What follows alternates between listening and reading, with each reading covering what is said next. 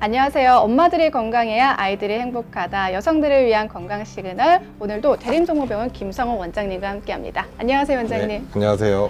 지난 시간 저희가 유방암 자체에 대해서 많이 알아봤잖아요. 네. 굉장히 반응이 좋았던 거 아십니까? 네. 감사합니다. 사실 저도 여자로서 뭐 알고 있다고 생각했는데 원장님 통해서 들으니까 또 귀에 쏙쏙 들어오고 네. 아주 편안하고 좋은 설명이지 않았나. 저도 아주 즐거운 시간이었습니다. 네. 우선 지난 시간에도 말했지만 저희가 유방암 환자가 환경적으로도 그렇고 계속 갈수록 늘어나고 있잖아요.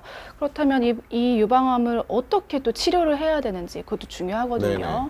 네, 치료법에 대해서 뭐가 있을까요? 유방암에서 제일 중요한 치료법은 수술적인 치료입니다. 유방암을 레이저나 혹은 다른 방식으로 치료할 수 있다고 생각하시는 분들도 많이 있는데 사실 유방암에서 제일 중요한 치료는 물리적으로 유방암 조직을 떼어내는 그런 수술적 치료가 제일 중요하고요. 과거에는 대부분의 여성들이 유방을 완전히 절제하는 그런 완전 절제술을 시행했지만 네. 요즘은 또 대부분의 여성들이 유방을 보존하는 유방을 살리는 그런 수술을 하고 있어서 과거에 비해서는 훨씬 더 수술 범위가 적다고 할 수가 있겠고요. 수술 이외에도 항암 치료 혹은 호르몬 치료, 또 표적 치료, 또 방사선 치료 같은 또 다른 치료들이 또 유방암 치료에서 굉장히 중요한 부분이 되겠습니다. 그럼 또 저희가 또 임신한 여성을 또 맞습니다. 말을 안 할 수가 예. 없어요. 사실 저도 병원 가보면 의외로 임신한 상태에서도 유방암이나 여성 질환 때문에 고생을 하시는 분들이 또 네. 있거든요. 그럴 때는 어떻게 해야 되죠? 유방암에 걸린 시기가 굉장히 중요합니다. 아, 시기요. 네. 시기를 좀 자세하게 한번 알아볼까요? 유방암에 걸린 시기를 저희가 보통 이제 임신 주기를 3등분해서 나누거든요. 보통 12주씩 임신의 전기, 중기, 후기로 나누게 되는데 중기나 후기에는 유방암 수술도 할 수 있고 항암 치료도 할 수 있습니다. 임신을 한 상태에서도요? 네, 그렇고요. 하지만 임신 1기, 12주 이내의 시기에는 태아가 완전히 성숙한 시기가 아니기 때문에 그 시기에는 항암 치료를 하기는 상당히 어렵습니다. 그래서 그 시기의 치료는 굉장히 어렵다고 볼 수가 있고요. 보통 아이를 잃게 되는 경우도 상당히 많이 있습니다. 저는 사실 처음 알게 된 사실이거든요. 네. 당연히 유방암이 걸린 상태면은 이제 아이를 포기하든지 그렇지 않으면 이제 사실 아니면 치료를 포기하든지. 치료를 포기하든지 예. 사실 그런 극단적인 상황이지 맞습니다. 않을까라고 해서 좀 조심스럽게 여쭤본 질문이었는데 만약에 그런 상황이라고 하셔도 뭐 절대 낙담하지 않으셔도 될 것 네, 같아요. 맞습니다. 또 우리 원장님께서 또 유방암 치료계에 아주 유명하시기 때문에 정말 놀라운 사실인데요. 네. 만약에 그렇다면 더 낙관적인 마음으로 조금 더 아이를 튼튼하게 키운 네. 다음에 중기쯤 돼서 또 임신을 하고 있는 경우에 이제 가장 큰 걱정은 혹시라도 암세포가 맞아요. 태아에게 그 전달이 돼서 아이의 건강을 해치지 않을까라는 그런 걱정들을 예. 많이 하시고요.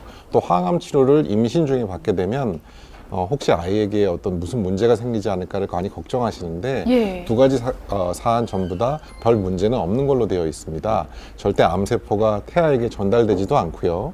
또 임신 12주를 넘게 되면 항암 치료가 태아에 나쁜 영향을 미치지 않기 때문에 너무 걱정하실 필요는 없을 것 같습니다. 그러면 이게 말씀하신 것처럼 아이를 그래도 무사히 낳았어요. 근데 또 아이를 낳은 후에도 치료는 계속 해야 되잖아요. 네네, 그렇죠. 그 치료할 때 또 모유 수유에 대해서 걱정하지 않을 수가 없거든요. 치료를 하는 경우에 이제 여러 가지 종류의 치료가 있는데 예를 들어서 이제 방사선 치료를 한다. 예. 그렇게 되면 모유 수유를 못 하게 되는 경우가 상당히 많습니다. 안 하는 게 좋다 네. 이거죠. 꼭 방사선 치료를 한다고 못 하는 건 아니지만 이제 방사선 치료를 하는 가슴 쪽에서는 당연히 모유가 안 나올 것이고요. 그래서 그렇게 되면 결국은 반대편도 힘들어지기 때문에 보통 방사선 치료를 해야 하는 경우에는 단유를 하는 게 일반적인 방법이고요. 또 모유 수유를 할 때 우리가 예를 들어서 타목시펜과 같은 그런 호르몬 치료를 하고 있는 경우에는 모유 수유를 할 수가 없습니다. 그래서 임신 중에 걸린 유방암 뒤에 이제 모유 수유는 상당히 어려운 경우가 많이 있겠지만 또 그렇지 않은 굉장히 초기의 유방암 같은 경우에 아무런 치료를 하지 않을 때는 또 모유 수유도 문제가 되지 않습니다. 그래서 그렇군요. 뭐 여러 가지 가능성은 다 있다고 볼 수 있겠죠. 그렇군요. 그러면 치료 과정에 대해서 또 조금 주의해야 될 점 많이 궁금해 하세요. 방사선 치료할 때 목욕이나 샤워 같은 거 해도 되나 안 되나 사실 이런 글들이 맞습니다. 인터넷에 많이 떠돌고 있거든요. 팩트 체크를 해봐야죠. 방사선 치료에서 제일 어려운 부분은 땀이 나지 않게 된다는 게 제일 어려운 부분입니다. 여러 가지 이제 가이드라인을 저희가 드릴 때 방사선 치료를 한 가슴 쪽에서는 피부에서 땀이 나지 않습니다. 그래서 과도하게 땀을 흘리게 되는 상황, 대표적인 경우가 이제 사우나나 그쵸. 뜨거운 뭐 목욕탕이죠. 찜질방이라든지. 찜질방. 그런 상황에서는 땀이 나지 않기 때문에 피부가 붓게 됩니다. 그래서 피부에 굉장히 안 좋은 영향을 미치게 되죠. 그래서 방사선 치료 중이거나 혹은 방사선 치료 직후에는 너무 많은 땀을 흘리는 그런 상황에는 처하지 않는 게 맞는 거고요. 그래서 치료 기간이나 치료 직후에는 되도록이면 너무 심한 운동이나 혹은 찜질방 같은 데는 좀 이제 저희가 피하도록 권장을 하고 있고요. 또 방사선 치료 중에 목욕을 할 수 없는 또 중요한 이유는 저희가 가이드를 위해서 라인을 그려 놓습니다. 근데 그 라인이 지워지게 되면 또 다시 CT를 찍고 라인을 그려야 되는 그런 과정을 번복해야 되기 때문에 방사선 치료 중에는 되도록이면 물이 닿지 않는 게 닿지 좋겠네요. 않도록 저희가 하는 것이 있습니다. 그래서 되도록이면 이제 방사선 치료 중에는 목욕을 못 하게 돼서 상당히 환자분들이 힘들어 하시죠. 이 부분에는 물을 닿지 않게 해야 하니까. 유방을 절제하지 않고 이렇게 치료하거나 수술하는 방법은 없을까요? 유방을 보존하는 치료 방법은 지금도 많이 하고 있고요. 하지만 많은 분들이 물어보시는 것은 이거죠. 아예 칼을 대지 않고 그쵸. 레이저나 혹은 뭐 요즘 많이 쓰는 그런 진공 보조 조직 검사 장치를 이용해서 하는 수술 혹은 뭐 아예 얼려서 없애는 방법은 없냐라는 질문들을 많이 하시는데 하지만 정답은 안 됩니다. 수술은 반드시 필요한 과정이고요. 근데 사실 요즘은 수술을 굉장히 미용적으로 아름다운 유방을 유지할 수 있도록 그렇게 수술을 많이 하고 있습니다. 종양 성형술이라고 저희가 보통 얘기하는 그런 수술 방법인데 종양 성형술이요? 네, 종양이라는 건 이제 유방암을 얘기하는 예. 것이죠. 성형수술은 우리가 이쁘게 하는 수술을 성형수술이라고 얘기하는데 예. 종양을 제거하면서 미용적인 효과를 극대화시키는 그런 방법의 수술을 저희가 종양 성형술이라고 부르고 있고요. 원장님 이 부분은 저희가 다음에 꼭 다시 한번 또 얘기를 네네. 자세하게 나눠봐야겠는데요. 여러 가지 방법들이 굉장히 많이 네, 있기 굉장히 때문에 많이 궁금해하실 네, 것 같아요. 그런 방법을 이용하면 우려할 만큼 그렇게 큰 상처가 나지 않고 또 우려할 만큼 유방이 패이지 않고도 상당히 효과적인 수술을 할 수가 있다는 거죠. 그렇군요. 네. 또 많이 궁금해 하시는 게 이거 이렇게 하면 되는데 저렇게 하면 되는데 네. 민간요법 흔히 맞습니다. 많이 말하죠.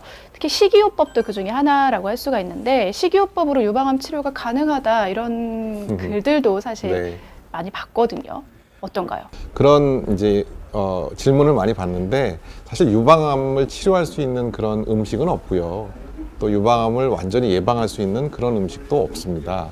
그래도 왜 어떤 질병에 따라서는 이런 음식은 좀 피하는 게 좋습니다라는 게 있는데 유방암은 그런 게 없다는 거죠. 그렇죠. 유방암에 있어서는 결과적으로 몸속의 에스트로겐 레벨, 혈중 에스트로겐 레벨을 높이는 음식이 가장 위험한 음식인데 결국 대표적인 음식은 지방이 너무 많이 섞인 음식.